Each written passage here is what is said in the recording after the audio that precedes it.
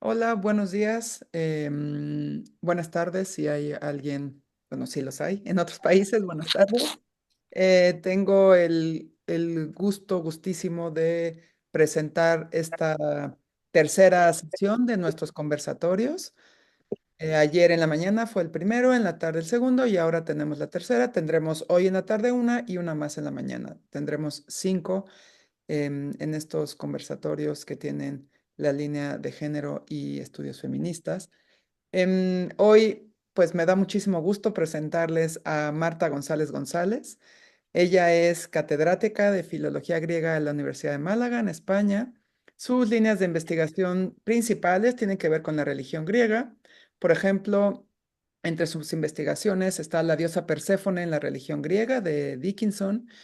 Tiene un libro interesantísimo, Funerary Epigrams of Ancient Greece, Reflections on Literature, Society and Religion, en Bloomsbury. Tiene otro también increíble. Es que yo más o menos trabajo un poco lo mismo que Marta, entonces todo lo que yo les diga va a ser increíble. Creencias y rituales funerarios, el más allá en la Grecia antigua, en síntesis, la literatura y mitología de la Grecia antigua, también, perdón, es otra línea de investigación, literatura y mitología. Tiene un libro sobre Aquiles en Routledge, tiene otro sobre Entre Ares y Afrodita, violencia del erotismo y erótica de la violencia en la Grecia antigua, que publicó junto con Ana Iriarte en Abada. Y seguramente si, bueno, a mí me pasa la verdad que empiezo algún tema de investigación nuevo y me topo sí o sí con cosas de Marta y me encanta. Y en todas sus investigaciones está siempre presente siempre la perspectiva de género. Entonces, bueno, por eso la invitamos y además tengo que decir que es una persona increíble, generosa con el conocimiento. La verdad, pocas personas te conocemos a más. Lidia Gambón, que está acá, también es así. Generosa, solidaria, sorora. Es una cosa impresionante. Marta, yo la quiero un montón. Entonces, bueno, me da muchísimo gusto tenerla aquí. Muchas gracias, Marta, por aceptar y te cedo la palabra. Bueno, pues eso, buenos días, buenas tardes, también según donde esté cada una. Quiero agradecer de verdad muy sinceramente a Evelia y al resto de compañeras suyas a las que no conozco, pero a ella, claro, por la invitación a estar aquí con todas ustedes. Y lo agradezco muchísimo, me hace muchísima ilusión. Ella sabe, le dije que sí enseguida, lo que pasa que luego se nos acumulan las cosas y yo no me di cuenta, se lo estaba explicando antes de que yo iba a estar no en mi universidad, sino de viaje cerca, en realidad más cerca, ¿no? Aquí en Brasil. Pero hoy ha sido un poco complicado, pero bueno, no, todo está en orden y lo agradezco muchísimo. Sí que también quiero, y bueno, pues la presentación generosa que ha hecho, en realidad soy yo la que está muy contenta de conocerla a ella, que estuvo en Málaga y de tener, es verdad, de descubrir cómo tenemos muchísimas líneas de investigación en común. Gracias de verdad, Evelia, por esta presentación tan generosa. Quería también, antes de empezar, disculparme con las colegas que han participado y con las que van a participar porque no puedo conectarme. Sé que como luego va a estar, lo escucharé, pero estoy asistiendo a otro congreso en Río de Janeiro y por eso todo este problema también de intendencia, ¿no? Para estar aquí ahora a tiempo y con todo bien. Bueno, pues gracias de nuevo a todo el mundo y voy a empezar. Espero que todo funcione porque ni siquiera el ordenador es mío. Quería hablar, le había propuesto un título a Evelia, que es un intento que a primera vista a lo mejor no parece muy fácil porque es recuperar la Orestía de Esquilo para el pensamiento feminista. Claro, teniendo en cuenta que la Orestía en su conjunto, ¿no? Luego, por si acaso hay estudiantes que no lo tienen muy reciente, resumiré muchísimo el argumento de las tres piezas, ¿no? Pero teniendo en cuenta que la Orestía en su conjunto y unos versos que todas conocemos muy en concreto, aquellos en los que dice que la madre no es madre y demás, pues claro, son de esos textos que se consideran, diríamos, como fundacionales del pensamiento misógino occidental. Aparecen en todas las antologías de la misoginia griega. Por tanto, intentar recuperar la Orestía para el pensamiento feminista, bueno, a lo mejor puede parecer algo, bueno, fuera de lugar, creo que no lo va a ser. Vamos a ver cómo en la Orestía hay un asunto fundamental, que es la dialéctica, el enfrentamiento entre persuasión, la peizó griega, y violencia, vía, ¿no? Y lo que vamos a ver entonces en la última pieza, me detendré sobre todo, es que está el escenario se sitúa en el Areópago, en el tribunal, en Atenas, y vamos a ver que ahí van a medir sus fuerzas y sobre todo también sus argumentos. Por un lado, las defensoras del derecho de Clitemnestra a ser vengada, que son las erinias, y por otro lado, los defensores del derecho de Orestes a vengar a su padre, que son Atenea y Apolo.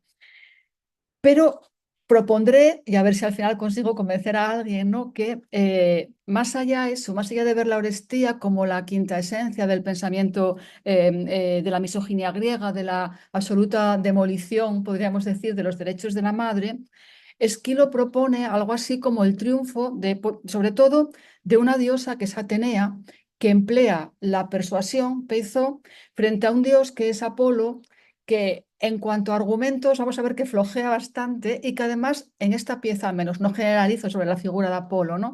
Pero en esta pieza parece que no conoce otra cosa que la violencia, que el uso de la amenaza y el uso de su arco, ¿no? Y vamos a ver, y eso también es importante, que los derechos de las erinias son reconocidos y muy especialmente, ¿no?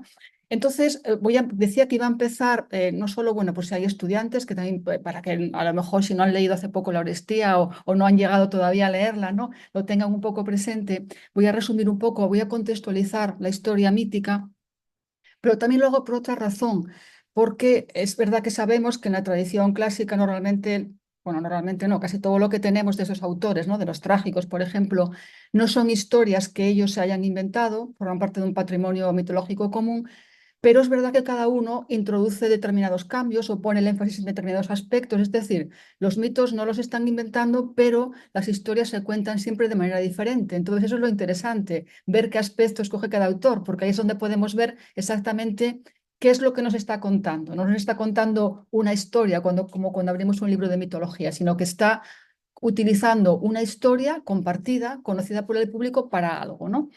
Entonces, bueno, lo importante sobre todo para nosotros es que la Orestía es importante porque es la única trilogía compuesta en la antigüedad griega que conservamos entera, las tres piezas, ¿no? Agamenón, Coéforas y Euménides. Hay también fragmentos del drama de sátiros, pero esto ya no nos interesa aquí. Y es una trilogía que se representó en el 458 a.C. Esquilo tuvo la victoria con esa trilogía y bueno, ya tenía unos 70 años, ¿no? En este momento murió poco después, fue la última representación suya. Si lo hubiera que, luego me centraré un poco más en el contexto mítico, si hubiera que resumir muchísimo, muchísimo la historia, diríamos que Agamenón regresa de Troya victorioso, pero regresa nada más que para decir hola prácticamente y su mujer Clitemnestra lo mata, ¿no? Lo que sucede en Agamenón. Luego, Orestes mata a Clitemnestra en ejecución de una venganza, ¿no? Que eso sucede en Coéforas, y luego tiene lugar el juicio en el Areópago, donde hay un resultado favorable a Orestes, que luego veremos con un poco más de detalle qué significa eso, y así lo que ocurre es que se pone fin a esto es a lo que me refería antes, ¿no? Se pone fin a una cadena que podía haber sido interminable de venganzas, porque vamos a ver que a Agamenón Clitemnestra lo mata también por algo, diríamos, ¿no? Por situar la Orestía en un contexto mítico un poco más amplio, tenemos que remontarnos entonces a Atreo, que es el padre de Agamenón y Menelao, y su hermano Tiestes, que es el padre de Egisto, ¿no? Y hay que recordar que sobre esa casa, sobre esa estirpe, pues pesa una maldición. Este Tiestes había seducido a la mujer, a su cuñada, a la mujer de Atreo, tuvo entonces que huir de Argos, Argos era una ciudad que se disputaban los hermanos Atreo y Tiestes. Este Tiestes seduce a su cuñada, a la mujer de Atreo, y tiene que huir. Parece que Atreo, luego vuelve porque parece que Atreo, aparentemente al menos, lo perdona, pero lo que hace Atreo es, una vez que su hermano Tiestes vuelve, mata a los hijos pequeños de su hermano, salvo a Egisto, los mata y se los sirve en un festín a su hermano, ¿no? Tiestes entonces obviamente abandona de nuevo Argos con Egisto siendo pequeño, pero por supuesto antes de irse lanza una maldición sobre su hermano Atreo y los descendientes. Estos hijos de Atreo son los que conocemos como los Atridas, ¿no? Los grandes, diríamos, generales comandantes de la expedición a Troya. Una expedición que también se enmarca en otro contexto mítico mucho más amplio, el de la guerra de Troya, ¿no? Porque Agamenón y Menelao sabemos, bueno, Menelao era el marido de Helena y Helena se había ido de mejor o peor gana con París. También sabemos, y esto explica un poco también el contexto del regreso de Agamenón, que esta expedición a Troya, diríamos que en un principio sí que cuenta con el beneplácito de los dioses, especialmente de Zeus, del Zeus Xenios, el que protege la hospitalidad, porque París se había llevado a Helena siendo huésped de Menelao, ¿no? Y comienza, diríamos, con buenos auspicios la expedición, pero en un momento clave las cosas ya empiezan a torcerse sin ni siquiera salir de la Hélade. Es ese episodio que todas recordamos cuando todavía está la flota en Áulide esperando vientos favorables. Hay una situación difícil, diríamos, en el campamento griego. Se hacen las consultas de siempre o pertinentes, ¿no? Al adivino, ay, no recuerdo el nombre, me va a ayudar Evelia, Tiresias. Eh, no, Tiresias es el de Tebas. Luego me acordaré del nombre, perdón, no me acuerdo ahora mismo. Calcante, Calcante. Alcance. Perdón, Calcante, sí. Y lo que dice es que hay que sacrificar a Ifigenia, ¿no? Aquí hay un problema en el que no vamos a entrar muchísimo más largo que esto, que es un problema que además sobre el que se ha escrito muchísimo, este debate moral sobre si Agamenón tenía o no tenía elección, qué es lo que ponía por delante, si a sus soldados y la expedición a Troya o a su hija. Pero bueno, sabemos por otras fuentes cómo sucede todo, y Agamenón hace venir a Clitemnestra y a su hija con engaño al campamento Áuride y sacrifica a su hija. Eh, no solamente empieza así de mal la expedición a Troya, sino que sabemos también por otras fuentes, sobre todo pues, por las tragedias, ¿no? Muchas de ellas de Eurípides, que conoce también Evelia. Sabemos que la ciudad cae, Troya tenía que caer y cae, pero el comportamiento de los griegos en la ciudad de Troya, una vez que la han tomado, es extremadamente violento, ¿no? Y contrario a las normas humanas y divinas. Por desgracia, esto seguimos viéndolo, ¿no? Seguimos viendo guerras en las que el comportamiento va más allá de todas las normas humanas y divinas, ¿no? Es decir, no es algo diferente a lo que veamos en conflictos actuales. Pero sabemos que todos los hombres, también los niños, fueron ejecutados, y las mujeres, pues, sorteadas y violentadas sexualmente, ¿no? Todavía el propio Agamenón, la primera pieza de esa trilogía, Agamenón todavía presume, diríamos, de que todavía sale humo, ¿no? De esa ciudad de Troya destruida. Entonces, del asunto que vamos a tratar aquí, del asunto de la Orestía, decía, existen más versiones que la de Esquilo, ¿no? Sobre todo había un poema épico, Nosto y los regresos, y luego había una Orestía de Stesícoro. De estas dos obras, tanto de los Nosto como de la Orestía de Stesícoro, solamente hay fragmentos. Por la parte y luego algún resumen también, ¿no? Por la parte que nos interesa, las divergencias mayores parece entre estas obras, bueno, y también en representaciones iconográficas, ¿no? Las diferencias parecen estar más en el grado de responsabilidad que tienen en la muerte de Agamenón y también de Casandra, eh, Clitemnestra y Egisto, este que he nombrado antes, ¿no? Que al final es primo de Agamenón. Eh, Hay diferencias, ¿no? Parece que, bueno, hasta siempre hay que decir parece, porque de pronto aparecen otras fuentes que desmienten lo que estamos diciendo, ¿no? Pero parece que en Esquilo encontramos a Clitemnestra por primera vez como la ejecutora única y sin ayuda de la muerte de Agamenón y de Casandra. Sobre los motivos que pudiera tener Clitemnestra para matar a su esposo Agamenón cuando vuelve de Troya, se suelen mencionar varios. El fundamental, y desde luego lo es para Esquilo, el fundamental es que Agamenón había sacrificado a su hija, a la primogénita, a Ifigenia, algo que no olvida a lo largo de estos años Clitemnestra. Hay a veces alusiones a motivos más o menos románticos y creo que un poco anacrónicos, ¿no? Sobre que, bueno, que esté enamorada de Egisto y demás. Bueno, un asunto realmente en Esquilo lo que se pone en el centro, y lo dice ella también, es el asunto del crimen del sacrificio de Ifigenia. En Homero de todo esto hay alusiones que las vemos porque conocemos la historia, no es nada explícito, ¿no?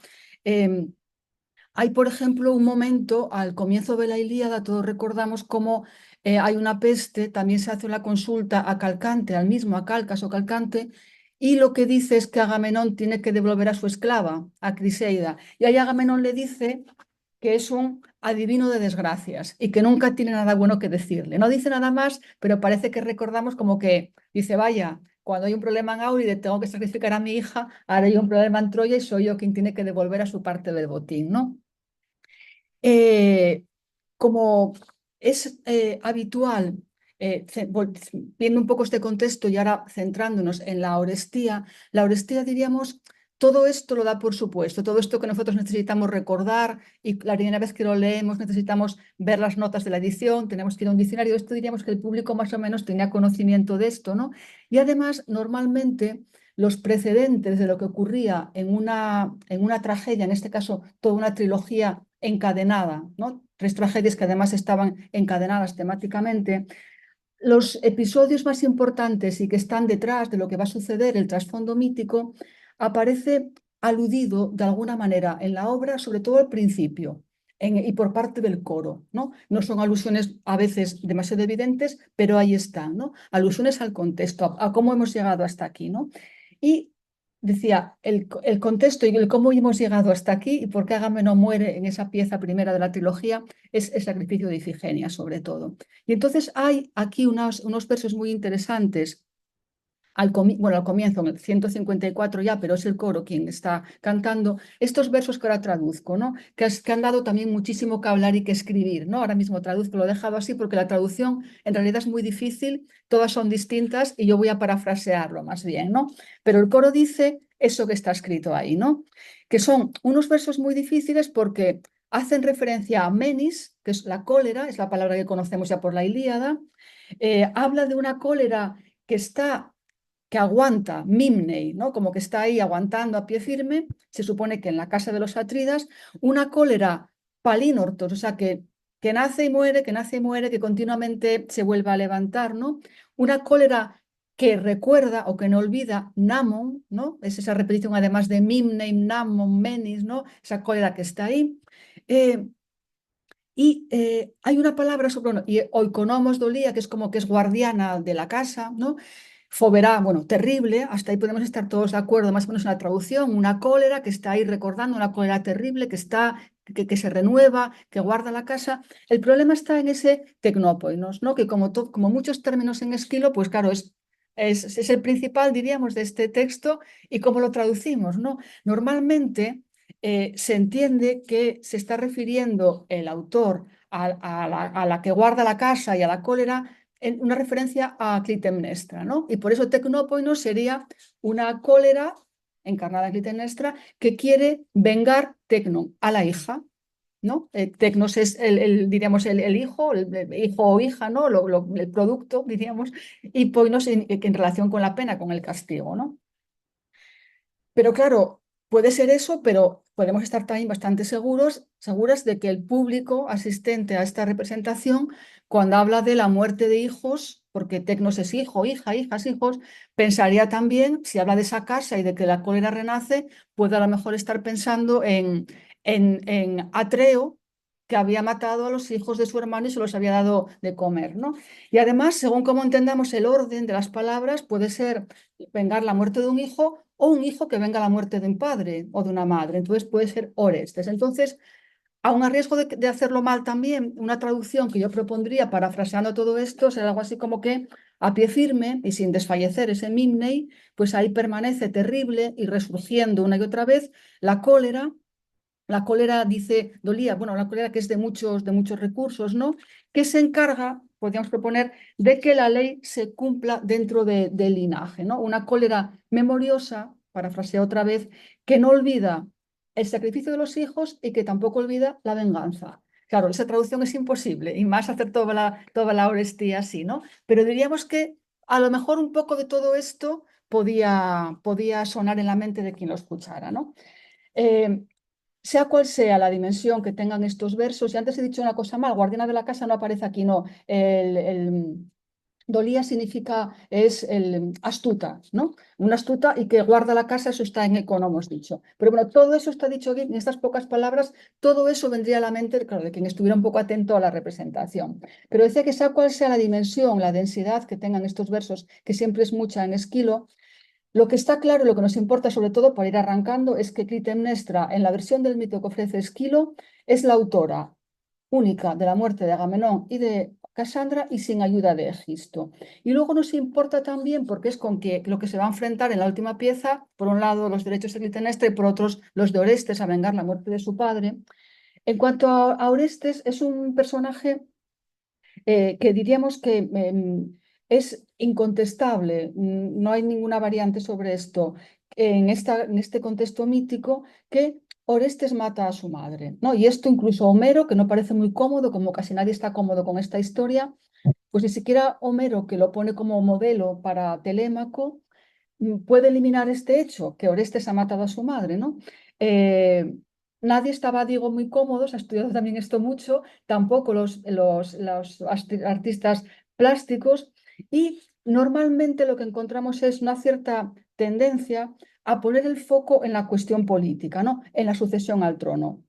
Eh, Orestes quita del medio a Egisto, que es el usurpador. Y en eso es en lo que se centran a veces las representaciones iconográficas y también es en lo que más se incide los autores, que no pueden negar que también ha matado a Clitemnestra, pero prefieren decir o fijarse más en que ha matado a Egisto, por tanto se sitúa en el medio de la cuestión política. Esquilo, y de nuevo digo que doy todo este contexto y siento ya quien lo sepa que a lo mejor le pueda aburrir, pero doy el contexto para ver cuál es la opción de Esquilo, que es lo que nos importa. Y Esquilo lo que hace es situar en el centro el matricidio, que además Orestes mate a Egisto, muy bien, es un prólogo casi irrelevante. Lo que importa es que mata a su madre. Esquilo prescinde, aunque también esté ahí la cuestión política, obviamente Orestes no viene solo para vengar a su padre, viene por heredar el trono, ¿no? Pero diríamos, eso no tiene demasiada trascendencia en la Orestía y lo que se coloca en el medio es el matricidio. Y bueno, para acabar un poco ya, y esto ya importa menos en este contexto, al menos con esta introducción para situar la historia, hay también, bueno, pues como en casi todas las tragedias de Esquilo, en las obras de Esquilo, pues hay también bastante interés siempre diríamos, en ver si alguna, en el contexto político del momento en el que se representa la pieza, ¿no? Entonces, esta historia, a mí al menos cuando empecé a estudiarla, bueno, no, ya no digo ahora, sino cuando era joven, cuando estudiaba, empezaba a estudiar estas historias en la universidad, me chocaba esto y me provocaba confusión porque yo siempre situaba el escenario de todo esto en Micenas, ¿no? Entonces, Micenas, Argos, algunas veces sucede en un lado, a veces sucede en otro. Aquí normalmente se tiende a decir que tiene que ver con el contexto este en el que se había establecido una alianza muy reciente entre Atenas y Argos y eso es lo que hace que la acción se sitúe en Argos, pero bueno, esto simplemente lo digo a modo de, bueno, pues para referirme a este hecho de que uno entra en Micenas y está siempre pensando en el escenario de la muerte de Agamenón y de Clitemnestra y aquí no, aquí estamos situados en Argos. Bueno, y entonces ahora ya vamos a ir avanzando un poco, ¿no? Entonces, el lugar en el que se va a debatir sobre la culpa de Orestes. Ese es el Areópago, el juicio en el Areópago, y ahí, como decía, se enfrentan la violencia y la persuasión, y se mide la eficacia de una y de otra a la hora de resolver conflictos. Y lo que vemos es que las erinias, y creo que me he saltado un momentito, no, o está, espera, es que no sé si es aquí, perdón, no, aquí. Aquí lo que vamos a ver es que las erinias en realidad acorralan con sus argumentos a Orestes, ¿no? Orestes reconoce que ha matado a su madre. Eh, Enseguida carga la responsabilidad sobre Apolo. Dice que es Apolo quien le ha hecho quien le ha, diríamos, apoyado y movido a llevar a cabo esta venganza. Y hay un momento en el que plantea incluso una pregunta absurda, ¿no? Dice, eso que he puesto ahí en griego, argumentos de Orestes, dice es que ¿acaso soy yo de la sangre de mi madre? Bueno, pues claro que sí, ¿no? Dice eso, pero diríamos, no tiene argumentos y además reconoce que ha hecho eso. Pero como decía, lo que hace es darle la palabra rápidamente a Apolo y dice, Apolo es quien me ha apoyado, es quien me ha llevado por este camino de vengar la sangre de mi madre y cede la palabra a Apolo. Pero lo que ocurre es que Apolo no parece que tenga ni más ni mejores argumentos de los que tiene Orestes, ¿no?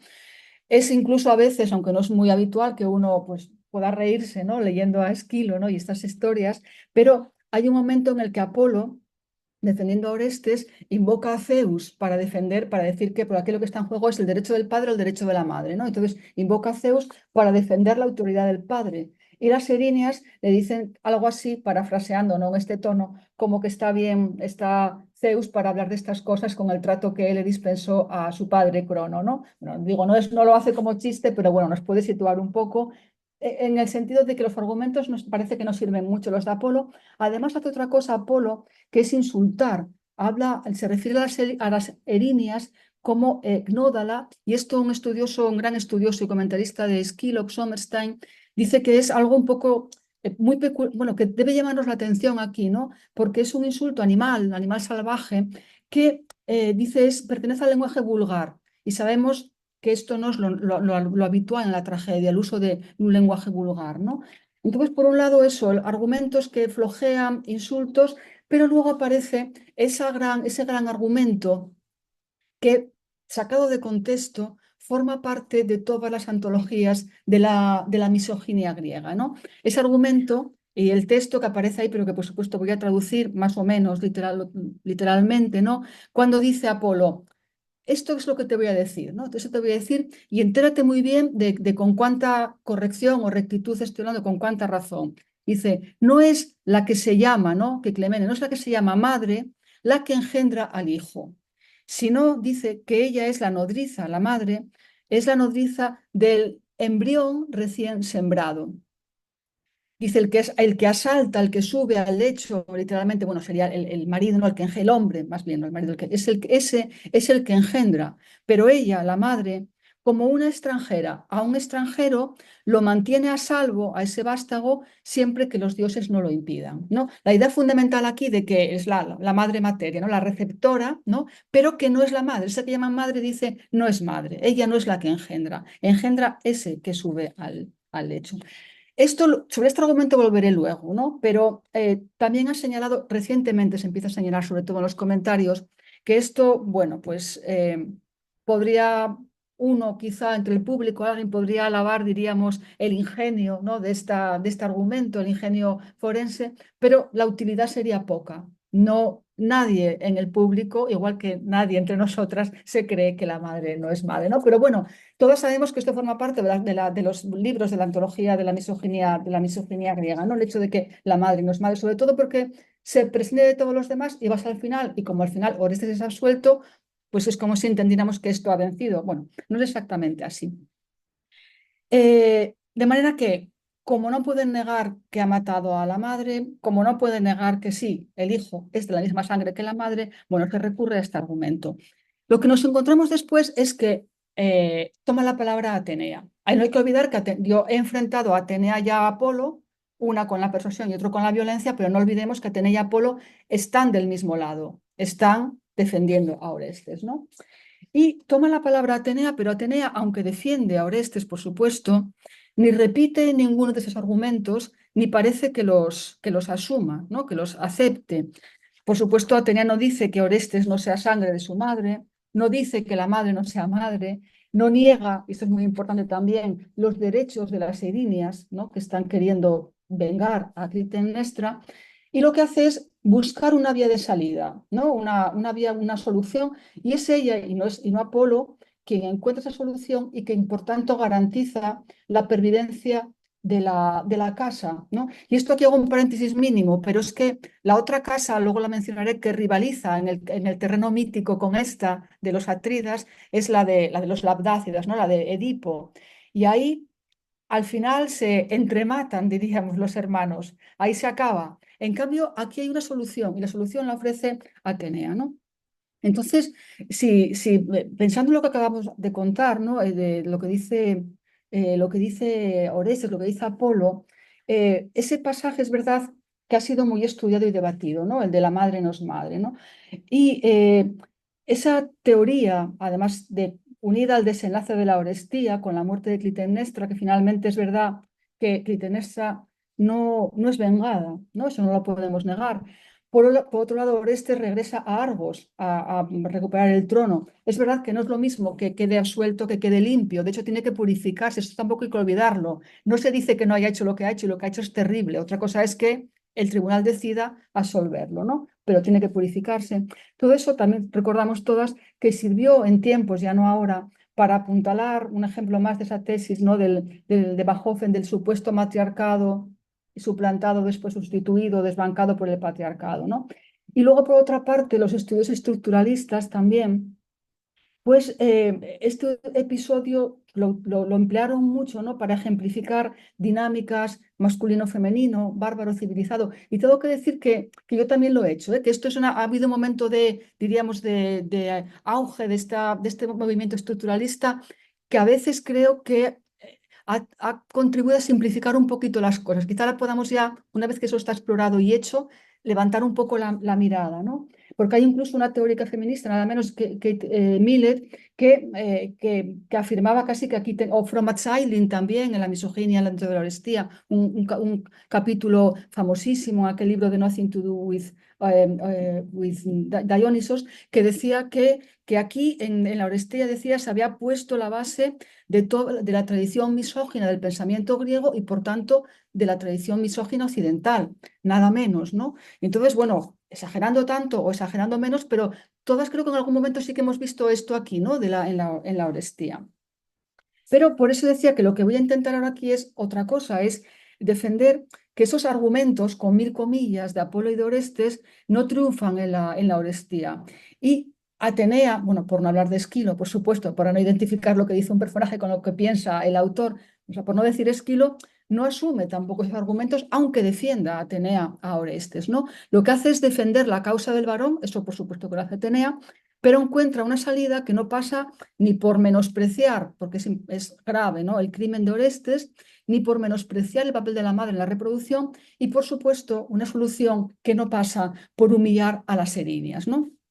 Y Atenea entonces cumple así un papel que, según Susan Disi, la autora en la colección esta de Rudis, de Dioses y Héroes del Mundo Antiguo, el volumen de Atenea, que es de Susan Disi, dice, refiriéndose, y esto nos importa, a Atenea, dice que Atenea, tal como aparece en el mito, dice que es una figura un tanto extraña, com- compleja más bien, que extraña, si la consideramos desde una perspectiva de género, ¿no? Porque tendemos también a esto, y repito, yo también declaro mi culpa, también lo he hecho, a ver como Atenea, una diosa masculina, ¿no? Eh, Eso ya no lo creo, pero luego hablaré, ¿no? Pero dice que es una figura compleja desde el punto de vista del género. Y dice algo que nos importa aquí. Dice que aparece habitualmente como defensora de todo aquello que favorece el buen funcionamiento de la sociedad. No entra en la cuestión de si esto es masculino o es femenino, ¿no? Esto es lo que hace Atenea muchas veces, ¿no? Entonces Atenea, y por eso estos pasajes que he puesto aquí, que ahora traduciré, y los he puesto marcando la raíz de peizo, convencer, persuadir. Atenea lo que hace cuando habla con las erinias es utilizar el lenguaje de la persuasión. No habla de victoria, no habla de derrota, no trata no insulta, como ha hecho Apolo a las erinias, ¿no? No las insulta ni las humilla, ¿no? Las erinias no van a ser derrotadas, no van a ser humilladas.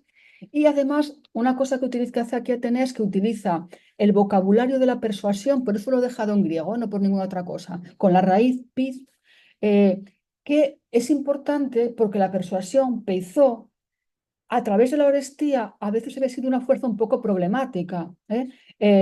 Recordemos, por ejemplo, cómo Clitemnestra persuade a Agamenón para que entre en el palacio pisando aquellos ricos tejidos, ¿no? De color sangre, ¿no? Púrpura, quiero decir.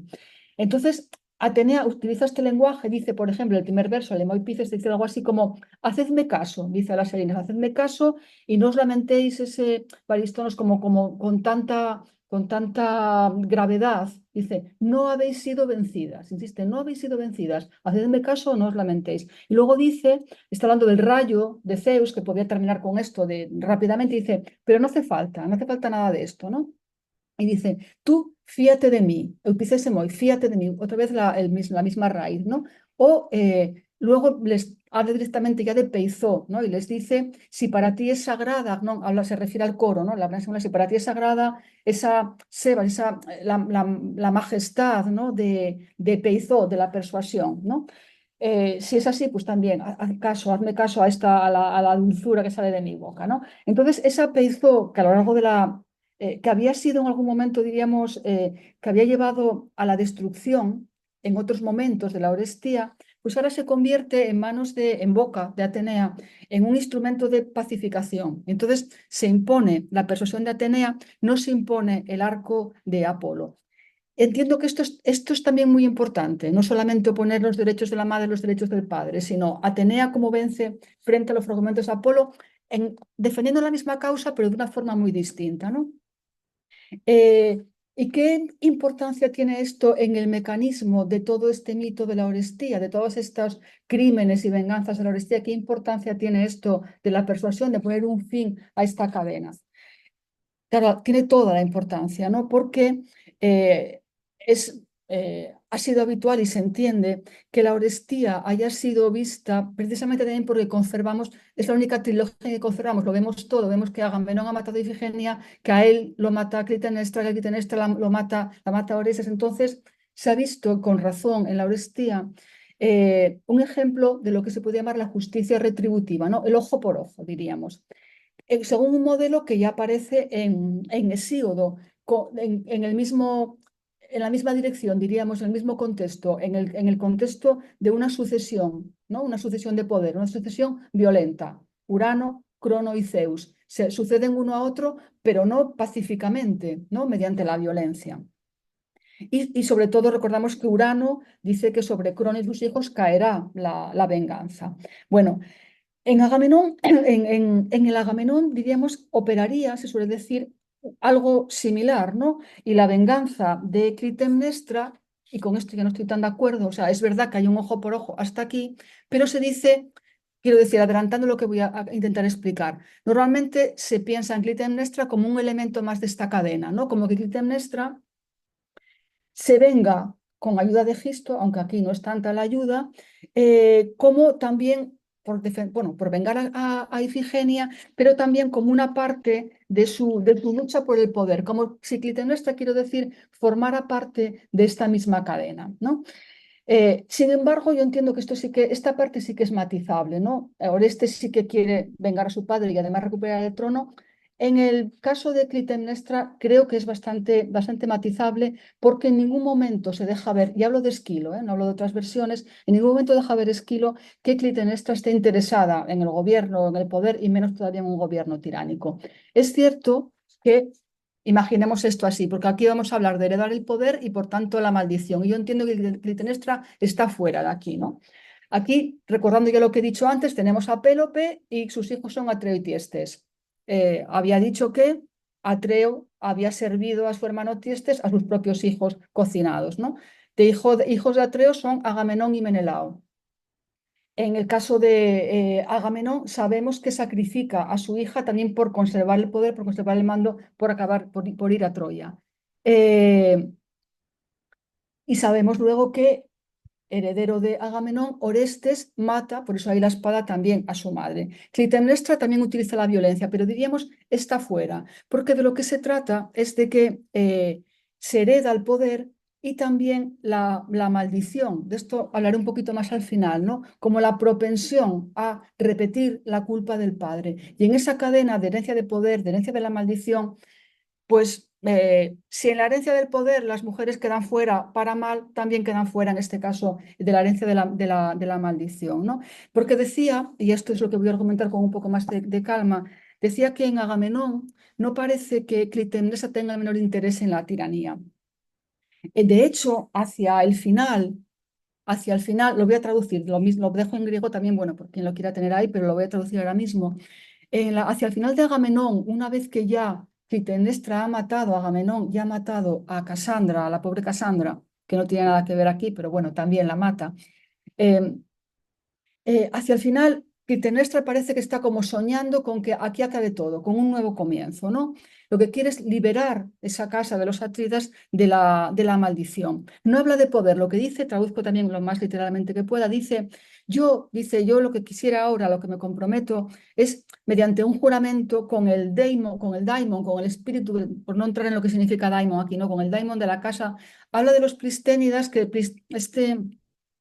en realidad aquí es equivalente a decir Atridas, ¿no?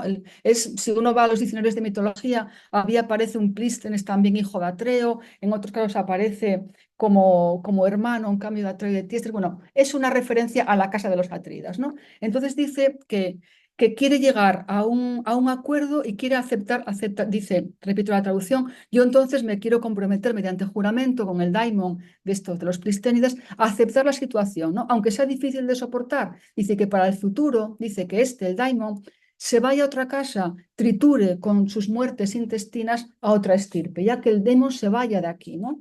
Dice, si yo retengo una pequeña parte de mis posesiones, me basta, es suficiente para mí. Me bastaría si consigo expulsar de la casa la locura asesina, ¿no? Clitemnestra, diríamos, quiere, una vez que ha vengado a su hija, por supuesto, quiere que se acabe esa cadena larga de muertes en el interior de la familia. Literalmente dice que el daimon se vaya a machacar a otra estirpe.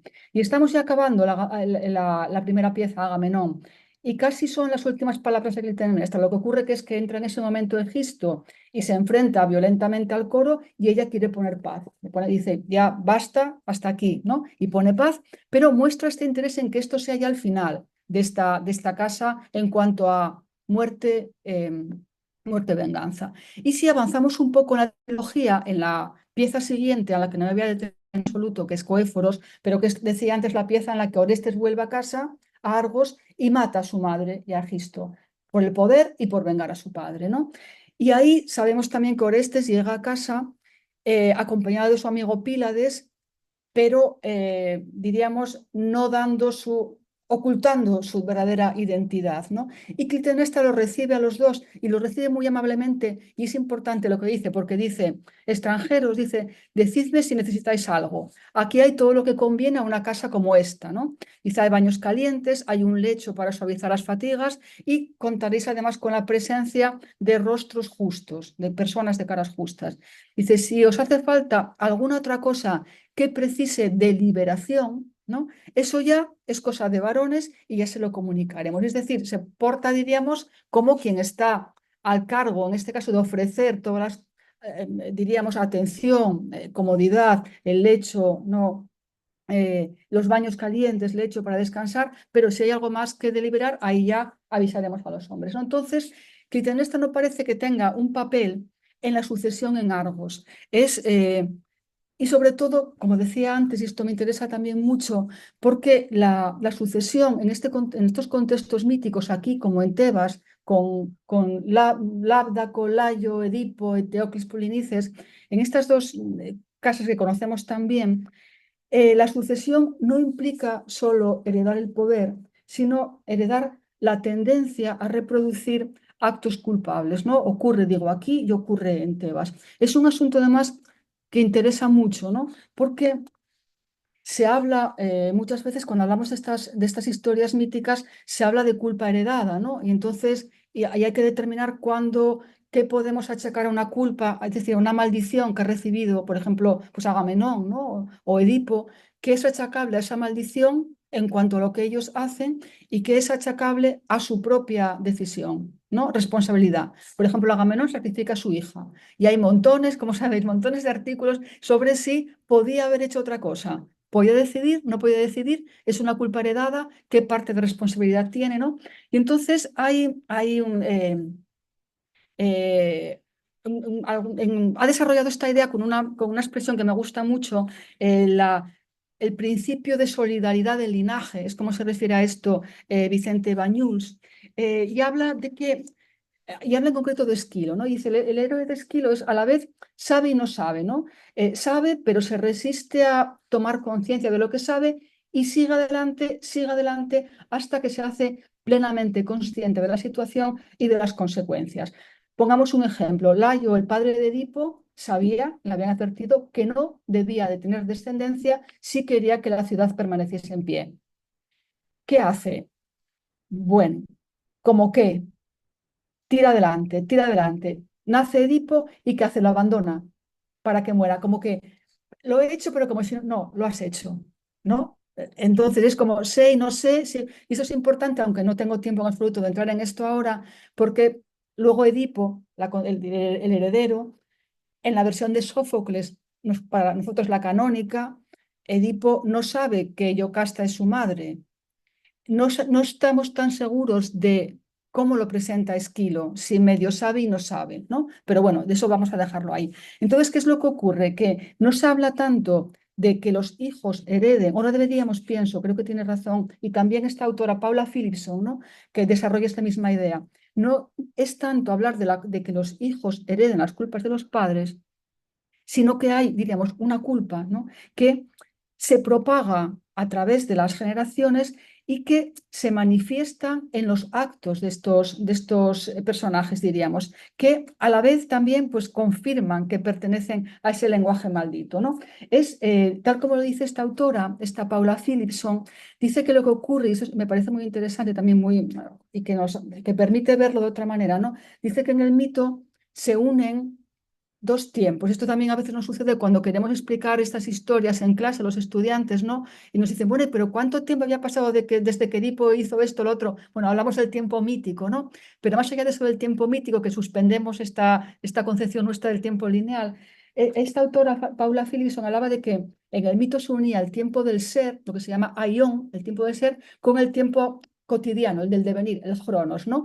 Y dice que estos dos tiempos se unen y dan lugar a una aletheia simbólica, una verdad simbólica, entendiendo también que simbólica no quiere decir, como utilizamos el término nosotros, en lugar de otra cosa, sino en sentido etimológico. Simbólico es aquello que se une mediante el encuentro, ¿no? Aquello que se une, que se encuentra y se une. Esa verdad es la que surge de que se unan un tiempo y otro. Leo simplemente una cita de esta autora y eso te da acceso a una verdad diferente. Dice el genos, dice, expresa la unidad de las relaciones entre el progenitor y todos, padres e hijos, ¿no?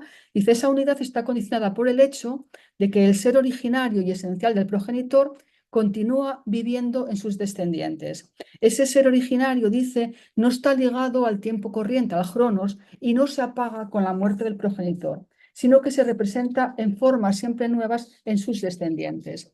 Dice así, en ese genos podemos ver la unidad del tiempo, la unidad del pasado, presente y futuro, y el genos, dice el linaje de estas familias, ¿no? En el fondo, constituye una unidad porque implica un ser que no está sujeto a ese devenir, a ese cronos. Bueno, quizás esto es una forma pues, más elaborada de decirlo, pero creo que, aunque con todos los matices que podamos hacer, pero creo que nos ayuda a entender, unido a lo que antes decía, ¿no? Lo de la solidaridad de linaje, nos ayuda un poco a ver de qué estamos hablando. Si ya nos centramos en el ejemplo concreto de Agamenón, ¿no? Bueno, aparte de que nos sirve también para ahondar un poco en este problema recurrente de si tenemos que hablar de culpa heredada o de responsabilidad más intervención divina, pero aparte de eso, eh, nos explica un poco lo que sucede en estas casas, ¿no? En Tebas o aquí en Argos. Y es que se hereda, como decía, el trono, heredan el trono estos personajes masculinos,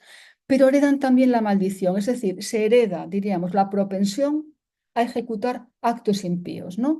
En el caso de los Atridas, Agamenón ha heredado de su padre, de Atreo, esa tendencia infanticida, diríamos. Su padre Atreo ha matado a su sobrino, los ha cocinado. Agamenón sacrifica a su hija. Eh, y por eso creo, y por eso presentaba al principio de esta exposición aquella traducción un poco quizá extensa, demasiada paráfrasis de aquellos versos del coro, ¿no? Pero lo que permanece, lo que Mimnei en la casa de los Atrides, esa cólera, es una cólera que renace una y otra vez. No podemos referirla solamente a Clitemnestra, como que Clitemnestra está ahí esperando que Agamenón regrese para matarlo, y es ella quien encarna la cólera. Es toda esa casa, todas esas muertes, ¿no? Que van renaciendo y que van pasando de un personaje a otro. Y ya con esto, y voy acercándome al final de lo que quería exponer, es que Clitemnestra es cierto, no voy a negar, Clitemnestra mata a su marido, mata a Agamenón, lo mata porque ha matado a Ifigenia, pero diríamos lo hace al margen de este engranaje, al margen de la herencia política y al margen de la maldición también heredada. Y por su parte, Atenea lo que consigue es romper esa justicia retributiva, esa ley del ojo por ojo. Y lo que es curioso, lo que llama la atención, lo que me ha llamado mucho la atención es cómo en la última obra, en la última pieza de la trilogía, en Euménides, que Euménides tiene una peculiaridad. Euménides decía que si en Agamenón, Agamenón regresa y Clitemnestra lo mata, en Coéforas, Orestes mata a Clitemnestra y ahora tenemos el juicio. Antes de nada hay que decir también que en Euménides hay una cosa muy curiosa y nada habitual en la tragedia griega, que hay dos escenarios. Al lado del Areópago, sobre todo, donde tiene lugar el juicio, pero al principio de la obra estamos en Delfos, a donde ha ido corriendo Orestes a suplicar ayuda a Apolo. Hay un cambio de escenario que es no es habitual, más que extraño, no es habitual en lo que conservamos. Está Orestes al principio de la pieza, está en Delfos, y luego la acción cambia de sitio y estamos en el Areópago, ¿no? Pero comienza en Delfos y al inicio de esta obra, y esto es la parte final de mi exposición y creo que creo que nos puede interesar, al inicio de la obra vemos casi como un anuncio de cómo va a acabar, ¿no? Y tenemos esto. Tenemos al comenzar Euménides, a donde estamos en Delfos, a donde ha ido Orestes, escapando de las Erinias y buscando el apoyo de Apolo. Y ese primer escenario es este del santuario de Apolo. Y vemos a la Pitia, a la profetisa, a la Pitia, que está a las puertas del templo de Apolo y narra en unos versos que tampoco no son de los más comentados en el contexto de la Orestía, pero creo que son muy interesantes. La Pitia narra cómo ha llegado a ser Apolo el dios dueño del oráculo. Y dice que ha habido una sucesión pacífica, porque vamos a leer ahora cómo lo dice, una sucesión en la que ha estado Gea, luego Temis y luego Febe, tres diosas. Y luego esta última Febe se lo dio como regalo a Apolo. Pero lo que dice, y es importante cómo lo dice Esquilo, lo que hace decir Esquilo a la Pitia es, en primer lugar, dice, yo muestro respeto con esta plegaria de todos los dioses. Vladimir, el primero que presenta mi respeto es Agea, la primera que profetizó. Después de ella se sentó aquí Temis, se sentó en el lugar profético de su madre, según cuenta, ¿no? En tercer lugar dice, por voluntad de Temis y sin mediar violencia, lo dice explícitamente, Ude prosbian, ¿no? Dice, sin mediar violencia, otra titánide, hija de la tierra, se sentó. Esta fue Febe. Y luego esta finalmente se lo dio como regalo al nacer a Febo, que toma el nombre de Febo, Febo Apolo, en honor a ella. Bueno, hay una sucesión entonces en la sede del santuario, en la sede profética, ¿no?, de Delfos, Gea, Temis, Febe, una sucesión sin violencia.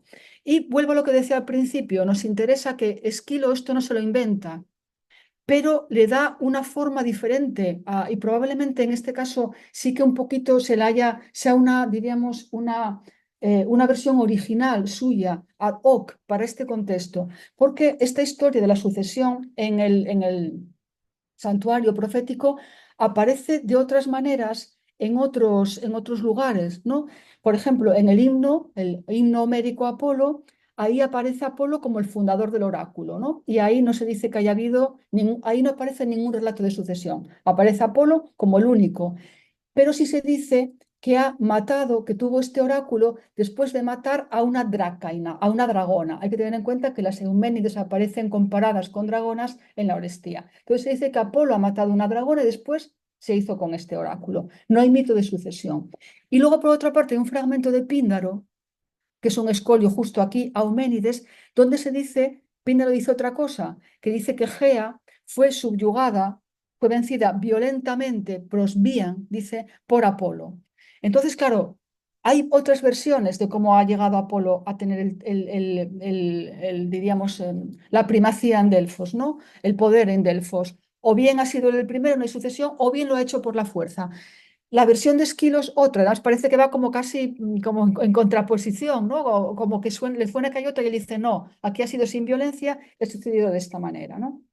Entonces, eh, podemos quizá pensar o sugerir que este comienzo de Euménides, con una versión diferente del mito en la que no tiene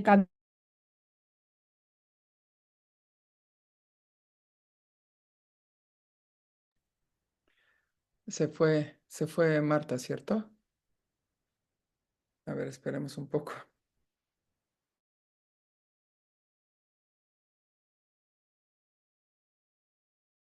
cabida a la draca y a la dragona, tampoco a Gea y Marta, tampoco, perdón, sí, perdón, te fuiste unos segundos. Uno, si puedes regresar, Ay, terminar perdón. lo de Píndaro, te congelaste Ah, 10, 15 sí, minutos. perdón, sí, me estaba avisando que la conexión no era buena, ahora parece que ya Ah, está bien. Sí, ya. no, decía, no, resumo mucho, tampoco tanto detalle importa. Quería decir que nos interesa que Esquilo, aún en este contexto en el que parece que hay versiones diferentes sobre cómo Apolo se hizo con el poder de Delfos, versiones según las cuales él había sido el primero o había llegado ahí matando a una dragona, y otras versiones según las cuales se había enfrentado incluso por la fuerza a Gea. Entonces, Esquilo escoge otra versión en la que insiste que la sucesión en este diríamos, lugar profético, ha sido sin violencia, una sucesión además femenina, ¿no? Y digo que esta versión, que probablemente sea una invención de Esquilo para la ocasión, es muy acorde con el final de la pieza en la que las erinias reciben, creo que estoy ya llegando casi al tiempo, voy a resumir esta parte final simplemente por si luego que tiene que haber alguna pregunta o algo. Eh, encaja esta versión de la sucesión en Delfos, decía, encaja con el final de la obra en el que las erinias no son ni muchísimo menos vencidas, ¿no? Las erinias están, claro, nosotros pensamos en las erinias como algo, diríamos, espantoso, como parte a lo mejor de alguna escena de terror. Entonces se contaba en la antigüedad que cuando habían entrado las erinias, que los niños se hayan puesto a llorar, que había habido desmayos, bueno. Podían tener una caracterización con unas máscaras terribles seguramente, pero también se ha escrito, creo que con bastante más sentido, que para un ateniense, diríamos, culto de mediados del siglo V, las erinias eran sobre todo diosas vengadoras del asesinato y además defensoras de los derechos de los antepasados y además compañeras, no servidoras de Zeus, colaboradoras de Zeus en este mantenimiento de un orden esencial, ¿no? Como dicen ellas mismas en una intervención, ¿dónde queda la justicia si se puede matar a un padre, se puede matar a una madre sin que eso tenga un castigo, ¿no? Entonces, esta parte final la voy a vivir simplemente un poco rápido porque quería señalar esta vinculación de las Serinas con la justicia. Dicen esto, no dicen, oh justicia, oh trono de las Serinas, dicen ellas mismas, cualquiera podría decir, cualquiera, un padre, una madre que sea víctima,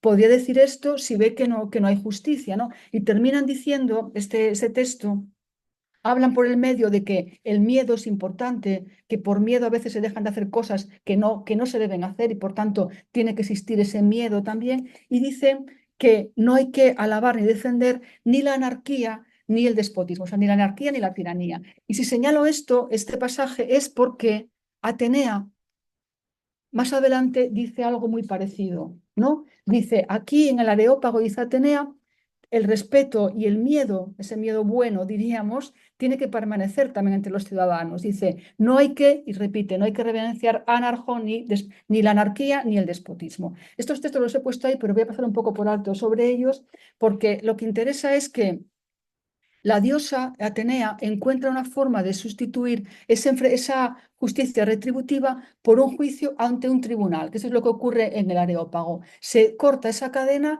y en adelante para ese tipo de delitos existe un tribunal que es el del Areópago, ¿no?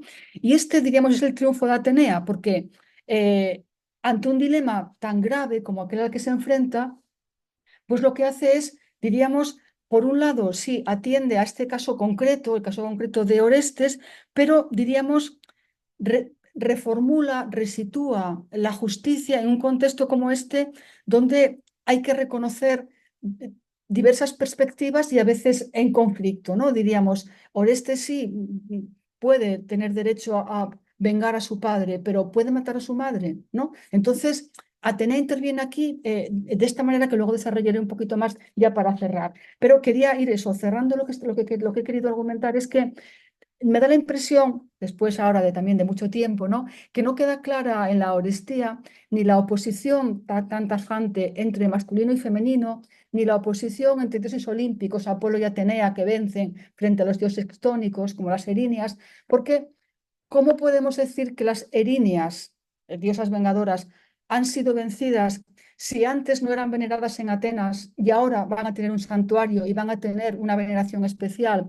Eh, ¿cómo podemos decir que han sido vencidas cuando aquí tenemos una tragedia típica de súplica? También aquí recurro a Evelia, que conoce bien las tragedias de súplica en Eurípides, ¿no? Una tragedia de súplica en la que el suplicante, que es Orestes, se va y las que se quedan son ellas, las erinias se quedan en Atenas, ¿no? Entonces, entiendo que el triunfo de la persuasión en la Orestía, es absoluto, igual que es absoluto el triunfo de Atenea, ¿no? La diosa pasa un poco por encima por el crimen de Orestes, no lo llega a exculpar, aunque, bueno, porque se tiene que luego purificar, ¿no? Pero, bueno, por supuesto está de su lado y, por supuesto, vota a su favor, pero sobre todo Atenea busca una salida, ¿no?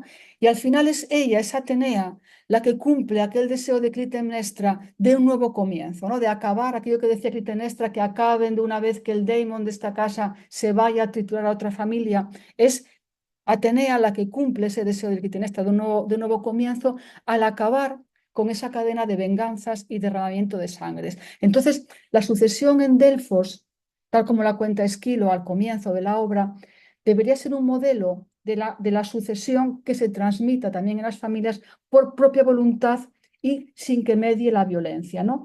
Eso en el terreno privado, diríamos, en el terreno público se pasa de una justicia retributiva, de un ojo por ojo, a la justicia de los tribunales. Se ha visto aquí, y aquí no voy a entrar también por falta de tiempo, también se ha puesto con el contexto político. Aquí detrás sabemos que está reciente la reforma del Areópago, ¿no? Con los radicales a favor de esa reforma, los conservadores en contra. Esquilo, es absurdo plantearse de qué lugar estaba. Lo que parece que es que intenta evitar la estasis, la guerra civil, ¿no? El enfrentamiento entre los partidarios de la reforma y los que, contrarios a la reforma. Pero lo que encontramos en Euménides es que se da solución a una cadena que parecía interminable de asesinatos y de venganzas. Una solución, decía, política, con la creación del Tribunal del Areópago, y una situación también para un caso particular, que es este de Orestes, porque, claro, en esta última pieza de la trilogía encontramos un problema que seguramente no tiene solución, o al menos no podemos pedirle a Esquilo que lo solucione, diríamos. Es si estamos en un caso como el de Orestes, que tiene derecho legítimo de vengar a su padre, pero que eso entra en conflicto con una acción monstruosa que es la de matar a su madre. Entonces, ¿qué hace Esquilo? Pues hace lo que nos encontramos en las buenas tragedias, ¿no? Plantear el conflicto. Nos corresponde, la cuestión de la culpa de Orestes queda un poquito al margen, y nos corresponde también a nosotros, pues no, a nosotras no simplificar este mensaje tan complejo de Esquilo, ¿no? Y quizá se podría concluir, no lo sé, que sin despreciar el resto de interpretaciones de esta trilogía, pues quizás sí que podamos recuperar a la trilogía y sobre todo a Atenea, ¿no? A Atenea para el pensamiento feminista, porque hemos escuchado y repetido también muchas veces que Atenea es una diosa masculina, ¿no? Y a fuerza de repetirla, pues bueno, quizá nos la hemos creído, pero a lo mejor es que esta es conclusión de un planteamiento equivocado, ¿no? Si partimos, como a veces se ha hecho, de la premisa de que la inteligencia o la sabiduría, que son los emblemas de la diosa, son atributos masculinos, o si proyectamos de una forma crítica, inexorable, ¿no? Parámetros de género que históricamente y por definición cambian, los proyectamos a la civilización de la Grecia antigua, pues al final, o sobre Esquilo en concreto, pues quizá lo que ocurre es que estamos perdiendo la ocasión de aprender algo nuevo, ¿no? Estamos cogiendo nuestros parámetros de género, los proyectamos y claro, entonces parece como que ya tenemos la solución antes de escuchar, ¿no? Y nos estamos a lo mejor perdiendo que estaba planteando Esquilo. Yo querría plantear que Esquilo le da la victoria a Atenea en el juicio del Areópago y que así ofrece un modelo de sucesión pacífico, libre de violencia en Delfos y sobre todo por vía femenina, es como lo hace al principio, ¿no? Cuando habla de Delfos, y que no son las erinias las que pierden ese combate, sino un Apolo, un dios que en esta obra al menos solo conoce la fuerza bruta e ignora la fuerza de la persuasión, que es la que utiliza Atenea. Entonces entiendo que es muy difícil ir contra tradiciones críticas ya muy asentadas, que se centran, por un lado, en la demonización absoluta de Clitemnestra, y de las erinias, y por otro lado la neutralización, por así decir, del género de Atenea, ¿no? Eso ha sido lo habitual, demonizar a Clitemnestra, demonizar a las erinias, y luego Atenea, bueno, con un género un poco neutro.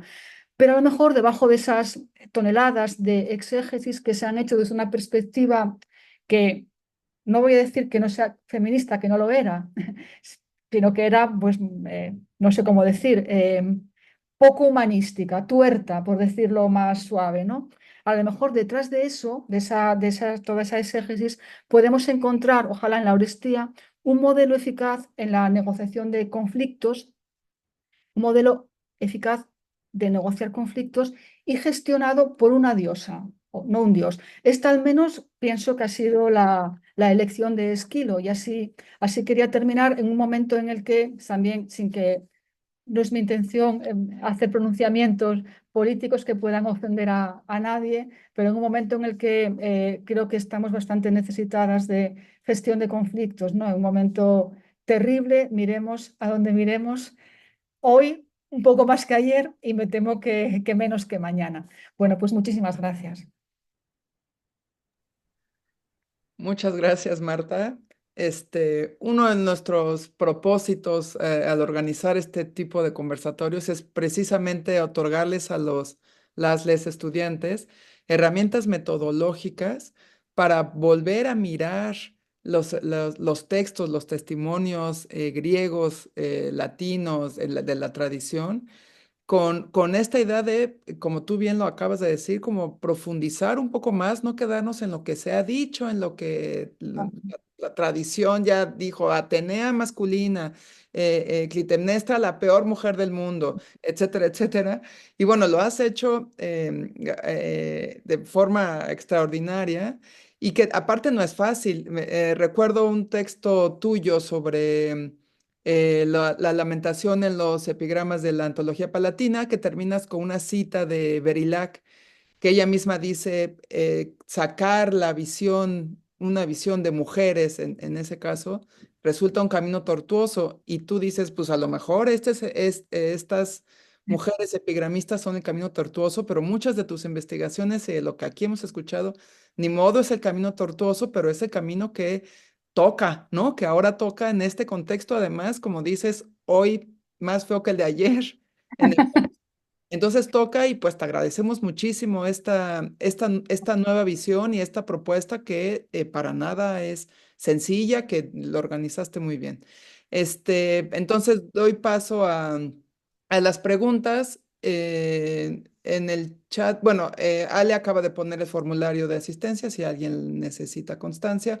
Cecilia Perxi, que ayer tuvimos la oportunidad de escucharla, te quiere pedir el texto de la referencia del texto de Vicente Bañuls sobre Ah, el Guerra sí, de los sí, kilos. sí, claro.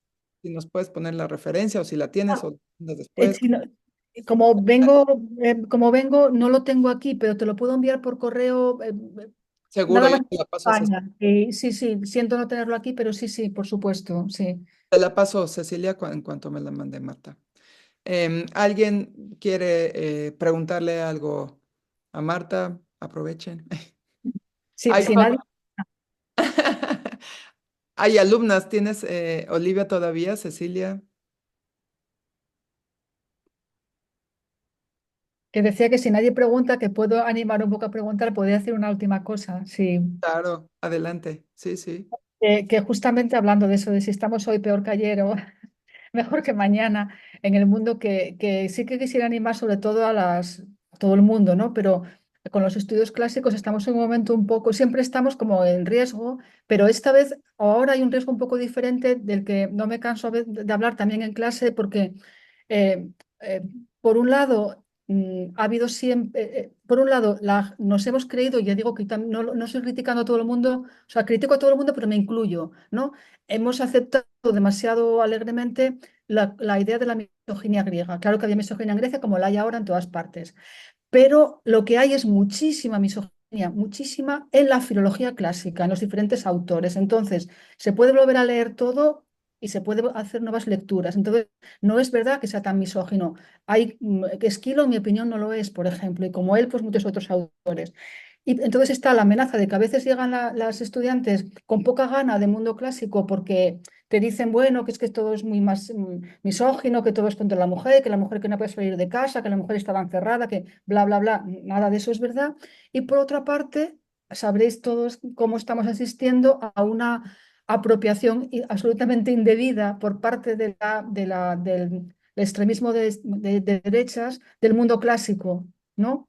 Hay muchos estudios y muy interesantes sobre esta cuestión. Eh, claro, no podemos decir, no nos apartamos porque son misóginos y encima les dejamos el terreno a, no, ni a Elon Musk ni a nadie, no.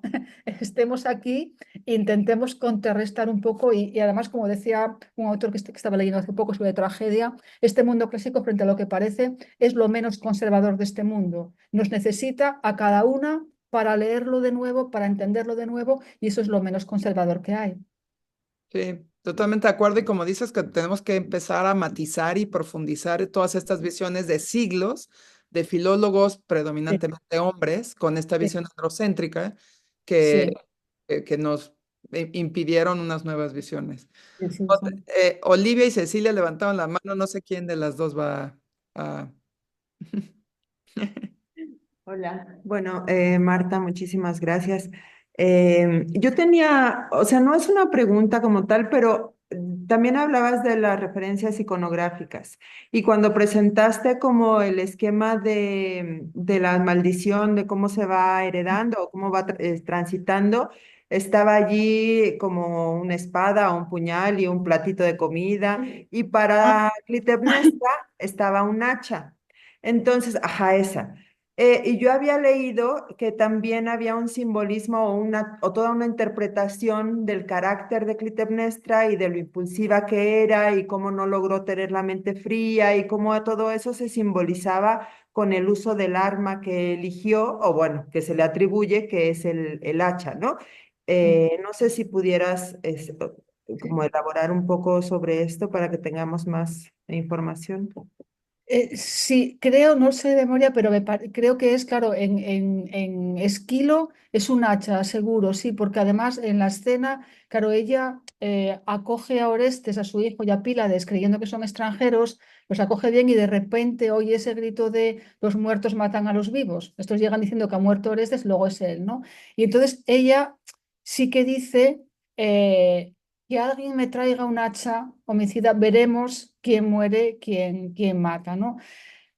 Claro que tuvo que improvisar y no creo que tuviera muchas más opciones en casa para defenderse. Entonces, en realidad no lo sé. También en otras ocasiones aparece eh, representado más que un hacha. No estoy muy segura en el caso de, pero creo que también con Clitemnestra algo parecido a una maja irá, porque a veces, claro, de todos estos estudios que hay sobre que todas las muertes en la tragedia suelen ser de sacrificios, no es invertido la palabra, es otra palabra, pero quiero decir, es a imagen del sacrificio, que es el elemento central de la religión cívica ateniense, sacrificio humano en realidad, ¿no? Entonces a veces lo que aparece representado es esta espada sacrificial, ¿no? En el caso de Clitemnestra es verdad que es el hacha, que es el término, es la palabra que aparece, el instrumento que aparece en la Orestía, pero no tengo tampoco, no sabría decir de tan estudiado de por qué ese arma y no otra, como que tampoco creo que nos debiera de chocar demasiado, ¿no? Ella no iba armada, obviamente, no tenía una espada, pues pide algo con lo que defenderse. Pero perdón, no sabría decirte ahora mismo más sobre la utilización de ese arma y no otra. No, no, muchas gracias. Muchas gracias. Lidia, por favor.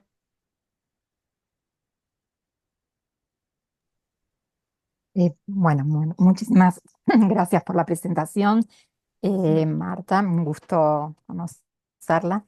Yo querría, digamos, coincido en la admisión de que hay una propuesta, digamos, de Esquilo en la resolución y la gestión del conflicto a través de la figura de Atenea basada no solamente en la persuasión, sino también en el sincretismo de las divinidades, ¿no es cierto? Las erinias, la convivencia de las erinias y de Apolo. Respecto, en cambio, de la figura de Clitemnestra, como ajena o al margen del, del poder o de la ambición de poder, em, ¿cómo, digamos, se ve o se explica el adulterio, digamos, y el reinado con Egisto, entonces, esta mirada, ¿no es cierto?, que aparece remarcada en Esquilo? Que también Egisto viene de una familia problemática, ¿no es cierto?, de una maldición, digamos, es parte de esa maldición. Bueno, que quería un poquito que si se podía explayar sobre esto. Gracias. Sí, muchísimas No sé si gracias. fui clara. Sí, sí, absolutamente, gracias. Y además es que la pregunta tiene todo el sentido, claro. Esa es la parte, diríamos, bueno, pues que hay que necesita una argumentación mayor, ¿no? O sea, aquí mi intención es sobre todo hablar de Atenea y en el caso de Clitemnestra. Claro, yo no he visto, cuando hablamos de que Clitemnestra pues está ejerciendo el poder con Egisto, claro, eso forma también parte de todo lo que conocemos de la historia mítica, ¿no? La obra, la primera de la trilogía, comienza con la llegada de Agamenón. eh, Ella lo recibe aparentemente muy contenta, también sobre eso se ha escrito mucho, se habla de, bueno, pues de su doblez, ¿no? Y otros dicen de una forma así un poco también cómica, bueno, no, no, claro que quería que volviera y que volviera vivo, lo quería matar ella, ¿no? Pero quiero decir ya que no vemos realmente a Clitemnestra apenas ejerciendo el poder. O sea, comienza la obra así, está con Egisto. Hay que tener en cuenta que Egisto también sería, una vez que Agamenón lleva fuera 20 años, no sé el tiempo, no, 20 años, perdón, eso fue Odiseo, 10 años más de casa. Egisto era primo de Agamenón, pero diríamos, ¿cómo decir? No es tanto que yo quiero decir que Clitemnestra no quiera el poder o que no lo ejerza, porque obviamente lo ha ejercido en la Orestía, en Agamenón, sino que no es eso en lo que se fija Esquilo, ¿no? Porque de hecho recibe a Agamenón, lo mata y ese es el único argumento de la primera parte, de la primera de las tres tragedias, y en la siguiente tragedia está mm, dice las palabras que he recogido aquí, ¿no? Sale a recibir a estos dos y dice, si algo más os hace falta, algo que haya que tomar alguna decisión, ya no soy yo, ahí ya hablaría, eso ya es cosa de hombres, ¿no? Entonces, no veo que Esquilo haya convertido en argumento de la Orestía los deseos de poder de Clitemnestra. Quizás esta es la forma más suave de decirlo, ¿no? Como que ha puesto el foco en otro lugar. Luego, claro, hay otras versiones de la historia en otros autores. Sabemos que ejerce el poder ahí, que lo ejerce con Egisto, pero diríamos, lo sabemos o es parte del contexto mítico, de la historia mítica, pero como argumento de la Orestía, yo no entiendo que eso lo haya constituido Esquilo en tema es más bien lo que quiero decir, algo más, quizá más matizable o matizado de lo que a lo mejor he dicho, ¿no? No es el asunto de la Orestía, la cuestión del poder. Sí que está más bien en el caso de Orestes, obviamente. No sé si con esto. No, es que entiendo que claro, que Clitemnestra aparece como alguien que está al mando, es ella la que ejerce diríamos, ejecuta la venganza de su hija, pero que no veo que aparezca expresada en la Orestía ese deseo o ambición de poder, aunque tengamos bastante metida en la cabeza la imagen de la mujer ambiciosa o que manda o que no creo que Esquilo haya puesto el foco en eso, por decirlo de la forma más, digamos, neutra posible, que haya convertido en eso en argumento de la pieza. Pero entiendo que es muy debatible esto, ¿eh? Y que Sí, sí, claramente, porque además la figura de Clitemnestra, sobre todo, bueno, la primera pieza, aparece asociada o no disociada al menos de la figura de Helena, o sea, y de la caracterización de Helena, ¿no? Como destructora de la ciudad, ¿no es cierto? Es decir, y ese lugar, digamos, también que ocupa esa otra figura femenina asociada, ¿no? A sí. Clitemnestra. De todas maneras, hay una cosa que también me gustó mucho leyendo cientos de veces ya últimamente la Orestía. Hay un momento en el que el coro sí que menciona a Helena, la pobre, que no hay ninguno que no la mencione para echarle la culpa de todo, y dice, y Clitemnestra lo corta y dice, oye, deja en paz ya a Helena. Le dice algo así como, ya, no me la deja Elena. Y eso me gusta porque normalmente no suele haber mucha solidaridad femenina en estas obras de la antigüedad, eso es cierto, ¿no? Entonces me gusta porque de toda la tradición, yo siempre les contaba en clase, todos los poetas mencionan a Elena, venga a cuento, no venga a cuento, como la que por culpa de la cual tantos hombres murieron en Troya, salvo Safo, que la nombra para hablar de que lo más hermoso es lo que uno ama. La única de la lírica antigua que nombra a Elena sin decirle culpa de nada. Entonces me gusta que aquí en la Orestía se pone el coro a decir la guerra, no sé qué, Elena dice, oye, deja a mi hermana en paz, ¿no? No se lo dice así, pero le corta un poco. Entonces, bueno, entiendo la pregunta y entiendo que es difícil separar a Clitemnestra del poder y que lo ejerce y que de hecho el vigía que se lamenta al principio de la Orestía de que está ahí en el tejado del palacio como un perro mirando todos los días si ve o no ve, lo dice porque así me lo ha mandado Clitemnestra. Pero más bien, por decirlo de otra forma, es simplemente que creo que no es que no es, que eso no es de todo lo que todo cuanto da de sí el mito, no es aquello en lo que más ha fijado Esquilo, sino en el deseo de Clitemnestra de, explícitamente lo dice, de vengar a su hija.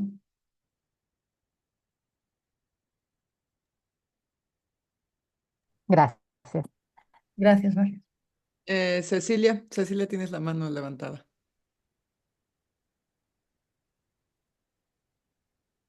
No, no se escucha.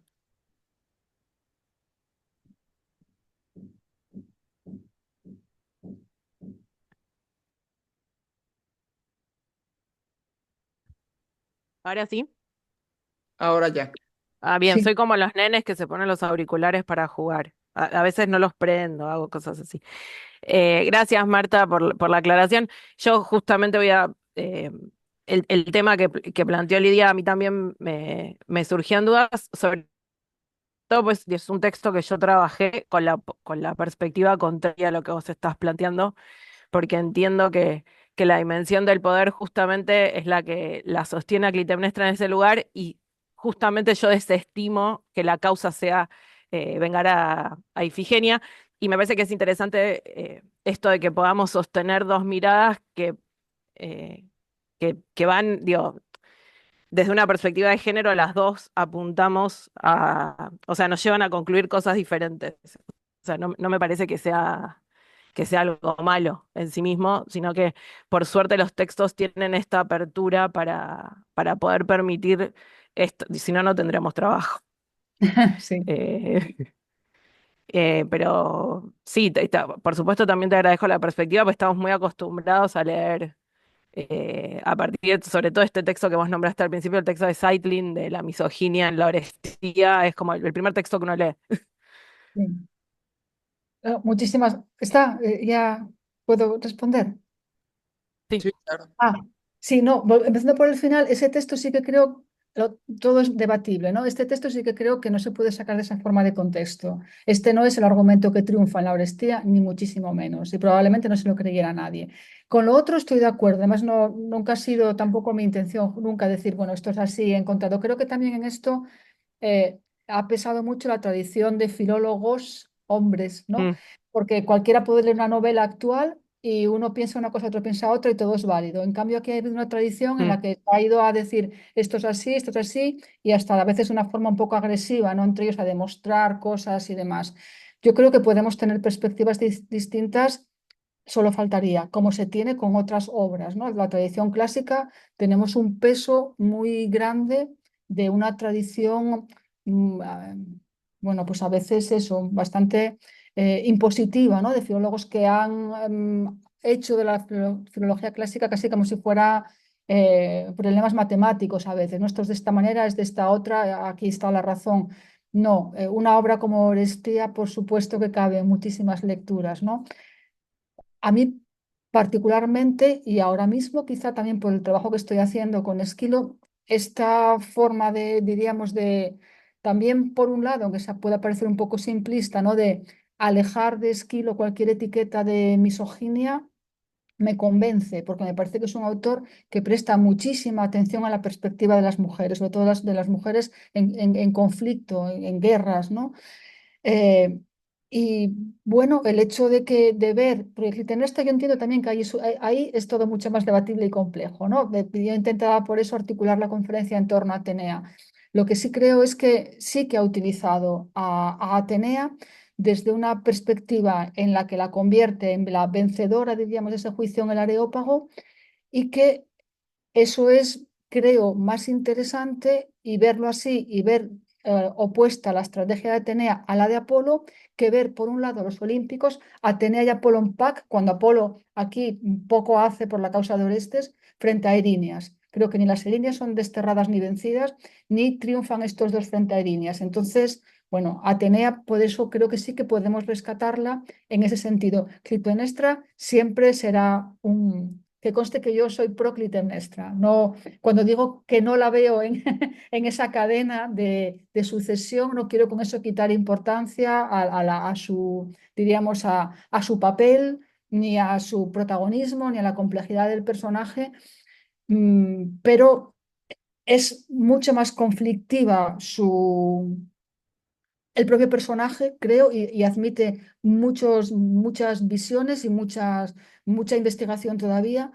En el caso de Atenea, lo que he intentado ha sido, porque ahí sí que creo que se ha ido todo el peso para decir lo de diosa masculina y demás, y para ponerla a las erinias, y no, entiendo que precisamente su forma de razonar lo que hace es dejar en evidencia la falta de argumentos de Apolo, o argumentos estúpidos como el de la madre no es madre, su lenguaje vulgar y su falta de habilidad para resolver ese conflicto que podía haber acabado como el de los Labdácidas con el final de la saga, ¿no? Gracias, Cecilia. Y bueno, pues eso son unos conversatorios que nos encanta que haya este tipo de... No, no, no estoy de acuerdo, sí, está increíble. Es otro de los objetivos de esos conversatorios. Lidia, no sé si volviste a levantar la mano, si era... Ah, adelante, adelante.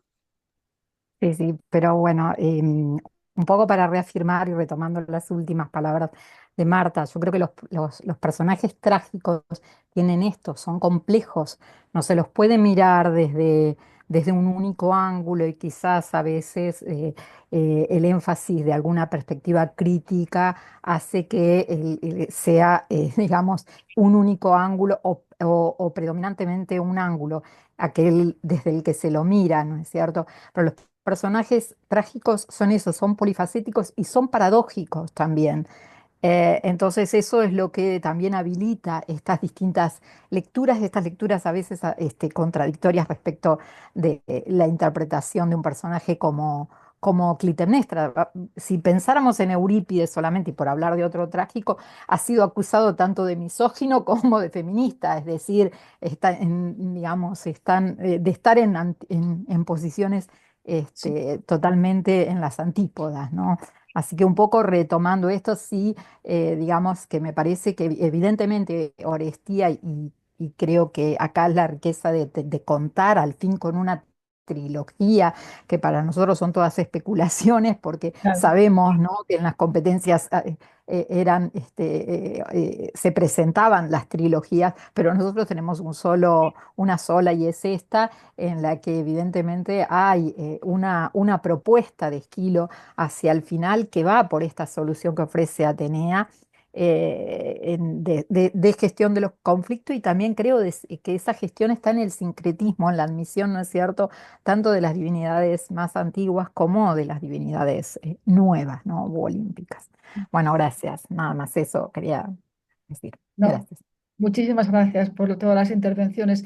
Sí, es que claro, esto daría para mucho, por supuesto. Cuando decía que estaba a favor de Clitemnestra, también una cosa que siempre me interesa mucho comentar en clase, claro, uno todavía ahora una lee los comentarios o las historias de la literatura sobre esta obra, y Clitemnestra, una de las cosas que se dice, aparte de esta de ambición y demás, es lo de que es la mujer que miente, ¿no? Que engaña, que es falsa, cómo envuelve a Agamenón con eso de que bien, que has vuelto.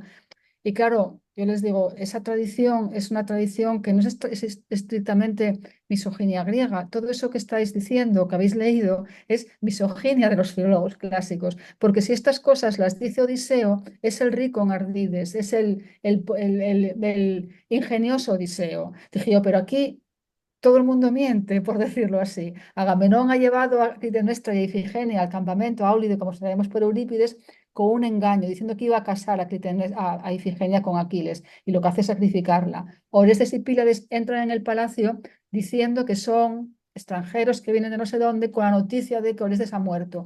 Y mienten y engañan, y así entran en el palacio.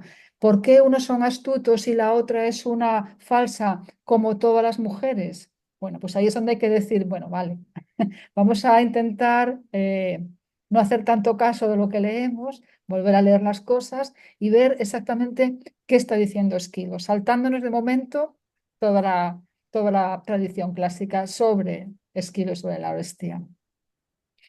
Pero es muy cansado, es muy cansado. Y a veces ya con eso casi te quedas cansado y no te apetece ni seguir, ni diciendo a ver qué dice, ¿no? Bueno, tenemos, yo creo que las últimas. Ale, ahorita te doy la palabra, solo antes un comentario. Bueno, te están pidiendo, Ana Mirella, es supongo, una traducción que si le sugieres alguna traducción, una buena traducción de la Orestía. Ah, es tan difícil. A mí, de las que hay en castellano, y no todo el mundo está de acuerdo con eso, la que me gusta o que leo con más fluidez es la de Alianza Editorial de Ramos Jurado, pero no sabría decir si es... Algunas realmente suenan tan mal que yo entiendo que los alumnos se desesperan un poco y lo leen y bueno, ahora yo estoy en el compromiso de traducir la Orestía, lo tengo que hacer para la editorial ARPA. Eh, Tengo todavía un año por delante y bueno, he dicho que sí y tanto he criticado todas que ahora me criticarán la mía, pero bueno, ya está, es un riesgo que hay que correr. Es muy difícil traducir a Esquilo y es verdad que a mí normalmente me gustan mucho las traducciones del italiano, no sé, hay algo como que hablo del castellano, al menos de España, o de las traducciones que se hacen en España, y lo siento por todos los colegas, pero a veces se hace muy duro leerlas. No sé si es por un afán de literalidad, de qué, pero no son fluidas. La de Alianza de Ramos Jurado se lee mejor que otras, pero Pero bueno, en pues realidad, y no sé, tú sabes, porque estaba pidiendo si está en PDF, no lo sé, la verdad. la de Alianza juraría que no, de todas maneras es muy económica. No, en PDF están por ahí todas las de Gredos, juraría. Sí, pero Y Alianza, aquí, Alianza creo que no. dice, Cecilia Persic acaba de poner un link de la editorial Losada, también si te sirve, Ana. Ah, no sé quién la ha traducido en Losada, pero A Guillermo de Santos, Guillermo, Guillermo de Santi, sí. argentino. Yo tampoco la conozco, habría que verla. Muchas gracias, Cecilia. Ale, ahora sí, adelante. Gracias. Bueno, hola doctora Marta. Me da mucho gusto su presentación, estar aquí.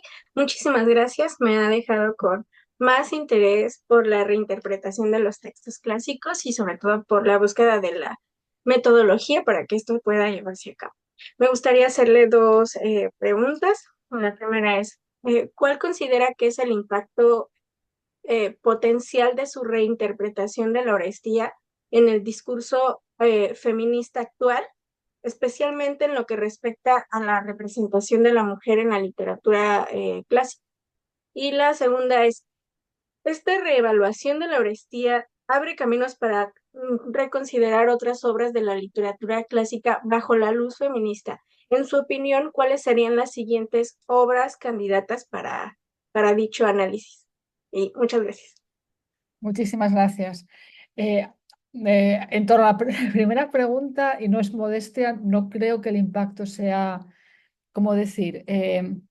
Diríamos que más que un impacto de esto que estoy proponiendo, en realidad también es algo que estoy haciendo para mí, quiero decir, un camino que estoy intentando hacer. En el caso de Esquilo, he terminado un ensayo sobre Esquilo como poeta de la guerra, ¿no? Esquilo como, diríamos, cómo cuando leemos a Esquilo normalmente pensamos, porque hasta ahí nos han llevado, ¿no? Toda la filología clásica, un gran poeta que lo es, pero muchas veces también se habla de él como casi un teólogo con la justicia de Zeus y demás, y creo que interesa también recuperar la idea de que Esquilo fue combatiente en Salamina, es decir, Esquilo, como todos los demás, era también soldado, vio la guerra, la vio de cerca y en su obra se ve, se percibe, y creo que de una forma bastante atenta a lo que sufren los eh, perdedores de las guerras, empezando por persas, ¿no? Entonces diríamos que toda esta idea de releer los autores clásicos y utilizar esta perspectiva feminista, ya digo, no es que yo busque un impacto, ni busque convencer, ni busque cambiar lo que hay, porque pienso que todo cuanto más se estudie, cuanto más luz se aporte, mejor, ninguna lectura sustituye a otras. La perspectiva de género, como decía antes, le agradezco a Abel, ya lo decía, prácticamente es muy difícil hacer nada con la antigüedad clásica si tienes esa perspectiva sin que se note, sin que se vea y sin que además sea útil, pero siempre, o últimamente y cada vez más, la forma en la que aplico esa perspectiva de género no es tanto intentando determinar, buscar la misoginia griega o buscar estas oposiciones entre lo masculino y lo femenino, sino intentando otra cosa que creo que es igualmente difícil, pero que es también igualmente importante, que es desprender a obras como es, por ejemplo, la Orestía, ¿no? De unas capas sobre capa sobre capa de lecturas muy, muy, muy misóginas, pero que están en esas lecturas que se han hecho, no están en la propia obra. No voy a decir que no haya misoginia en la antigüedad griega, es que la hay en todas partes, en todas las épocas, ¿no? Eso no quita que la haya en Grecia, claro que la hay, pero la sigue habiendo todavía ahora, ¿no? En el mundo que nos rodea, la misoginia está por todas partes. Pero hay luego una misoginia muy, muy clara en las interpretaciones que se han hecho de la literatura clásica. Entonces, a veces cuesta muchísimo abrirse camino, porque claro, nuestra especialidad es una especialidad muy, como diríamos, autorreflexiva, no sé si la palabra es esa, ¿no? Como que cada vez que escribes sobre algo, si no te has leído todo y lo citas todo, parece que no, ¿verdad, Evelia? Es bibliografía y bibliografía y bibliografía. Y claro, tú la lees y te encuentras con cada cosa que se te cae el alma a los pies. Entonces es un trabajo también titánico quitar todo eso, desbrozar y decir, bueno, vale, si hay misoginia como la hay en el cine de Hollywood, es que no sé, cualquier cosa que digamos, ¿no? Entonces, vale, quitamos, vamos a ir a lo que hay en esas obras clásicas y a veces lo que hay es el punto de vista del vencido o de las mujeres vencidas, las mujeres como botín de guerra en Esquilo. O como decía antes la profesora, no recuerdo su nombre, perdone, que ha intervenido antes, Cecilia creo que era el nombre, si hablamos de Eurípides, podemos encontrar el texto de Hipólito hablando de que cómo se le pudo ocurrir a Zeus crear a las mujeres, lo peor que hay, no sé qué, en una antología de la misoginia, pero tenemos de otro lado un texto de Medea cuando dice que preferiría ir a la guerra 1000 veces o dos, no sé cuántas, que para ir una sola vez, y esa aparece en cambio como un texto que sabemos que las sufragistas recitaban y leían en público. Entonces, es lo que tenemos que hacer, para eso lo estudiamos, ¿no? No para sacar textos sueltos aquí y allí y ilustrar una determinada idea, sino para contextualizar y el autor que ha hecho con ese texto, con esa historia en este contexto concreto, qué nos está queriendo contar. Y claro, hay muchísimo escrito, hay muchísimo, la filología clásica desborda bibliografía y la perspectiva feminista, en nuestro caso, sobre todo nos tiene que ayudar a desbrozar un poquito el camino, ¿no? Para llegar a los textos clásicos y ver en ellos lo que tienen diríamos, de humanístico, ¿no? Que queda a veces ocultado por toda esta tradición filológica misógina, para decirlo abiertamente, porque lo es, vaya. Pero no sé si he contestado, es que no sabría decir por dónde empezamos, por la Ilíada Y mismo, ¿no? muchas gracias. Y Aquí. yo creo que con esto, bueno, hay dos comentarios. Uno de aquí en Sub, de Montserrat, dice, particularmente yo comprendo a Clitemnestra, porque después de que lees lo que pasa con Ifigenia, a cualquiera le darían ganas de matar a Agamenón, puesto que les miente descaradamente, que es lo que acabas de decir, Marta. Sí.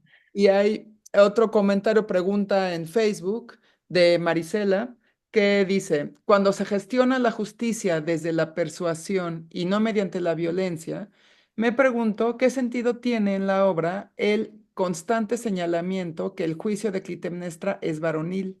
¿Cómo recuperar el juicio varonil, la inteligencia, que se atribuye a los personajes femeninos trágicos como una posesión femenina correcta y no una posesión exclusivamente de varones y que en ellos es correcta? Y dice más un poquito después, porque estos juicios trágicos sobre la racionalidad femenina fomentan la idea de que la inteligencia y racionalidad en la mujer es una posición incorrecta. Interesante interpretación. Sí, y también muy complejo de contestar, tiene razón. Ahí es una palabra que aparece al principio de la obra, claro, es que de memoria no voy, al principio de la obra que habla de la primera, de la que abre la trilogía, que es el Agamenón, cuando habla el vigía, dice que está ahí en la azotea del palacio esperando la señal que llega de Troya, porque así lo ha decidido una mujer androbulon, creo que dice. Y claro, y ahí entonces sí que se traduce como una mujer que toma decisiones o que gobierna como un hombre. Bueno, pero es que a lo mejor Esquiro no lo está diciendo para mal, como que es que no lo si está diciendo que Clitemnestra está apropiándose de un papel que no es el suyo. A lo mejor es que igual es un piropo, ¿no? Es una mujer que está al hombre lejos, que además, ¿cuántas veces ocurriría esto? Vamos a ver. ¿Cuántas veces ocurriría esto diríamos, en la Grecia histórica? No hablo de la guerra de Troya. ¿Cuántas veces las mujeres, cuando los hombres están en el frente, tienen que tomar decisiones, tienen que actuar, tienen que... Entonces, que se refiere el vigía a Clitemnestra como que toma decisiones o decide, manda, como si fuera un hombre, ¿por qué tenemos que... Y eso es lo que hace la tradición clásica, no Esquilo, decir que es que el decidir es cosa de hombres. Entonces Clitemnestra aquí está apropiándose una función que no es la suya. Eso ya es un añadido, podemos aceptarlo o cambiarlo. Y a lo mejor yo digo, pues mira, no, lo que está diciendo es que ha quedado al frente porque Agamenón se ha ido a la guerra y está teniendo que ejercer el mando y lo ejerce bien, ya está. Un hombre. Y, y ya está, y se acabó la historia de poner a Clitemnestra como usurpadora o como, pues no lo sé. Todas estas palabras además son tan entretenidas, diríamos en griego, como lo del tecnópodos, ¿no? Es que quiere vengar a una hija, es que el hijo va a vengar al padre, es que está acordándose de las venganzas por los hijos, por el otro que ha matado, Tiestes Atreo ha matado a los hijos de Tiestes. Bueno, pues yo puedo estar una semana o dos con tecnópodos dando vueltas, con tecnópodos, ¿no? Entonces aquí igual, es verdad que esa palabra no hice referencia antes, ¿no? Pero es una palabra que aparece una vez al principio en boca del vigía y en cambio ha impregnado toda la imagen de Clitemnestra en la Orestía. Esta que está aquí ocupando el lugar de un hombre, bueno, pues no te hubieras ido a Troya, yo qué sé, ¿no? Es que a veces da tanto cansancio que no quiero parecer banal, ¿eh? No quiere parecer que estoy echando por tierra toneladas de filología alemana, sobre todo, pero es que a veces da un poco de cansancio. A ver, esta mujer que decide como un hombre, bueno, pues no haberte quedado en casa decidiendo tú. No lo sé, fuera de bromas, pero creo que cada palabra de estas, sobre todo esas palabras griegas, son muy entretenidas, son muy interesantes y dan para mucho más. Además, podemos hacerlo muy respetuosamente. Todo esto está muy bien y además me lo he leído, vale. Y ahora yo voy a proponer que además podemos quizá pensar que lo dices así con este cuidado y a ver a dónde llegamos. Claro. Em, pues yo creo que cerramos acá, si les parece bien. Muchísimas gracias, Marta, por la A charla, vos. por la disposición, por el conversatorio, por conversar con nosotras. Gracias a las asistentes. No sé si habrá por ahí algún hombre, pero platicamos solo puras mujeres. Entonces, pues muchas gracias. No, también. Sí vemos hombres. Ah, muy bien, Víctor, pues Que participa. escuchan como mujeres. Estoy aprendiendo. Muy bien. Estoy aprendiendo. Tengo que guardar silencio porque estoy abrevando sabiduría. Muy bien, buena actitud. Gracias, gracias por su asistencia. A quienes nos escuchan o nos van a escuchar en Facebook, muchas gracias. Y les esperamos en la tarde en nuestra siguiente sesión y mañana en la mañana también. Que Que estén muy bien. Muchas gracias. Muchísimas gracias a todas. De verdad ha sido un placer estar con todas vosotras. Gracias. Muchas gracias, Marta.